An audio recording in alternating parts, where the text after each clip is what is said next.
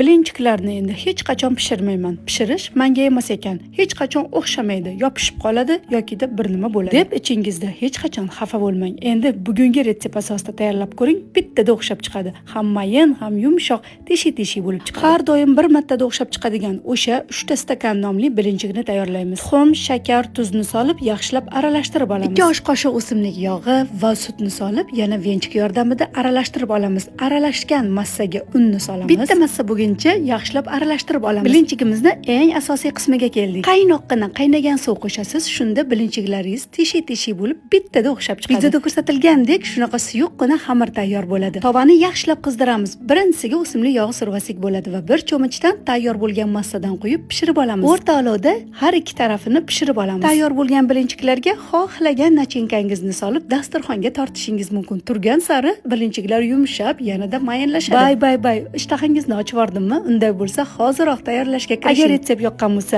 like bosib, yaqinlaringizga yuborib qo'ying. Ishtahangiz ochilsa, Robiyangiznikiga iftorga keling.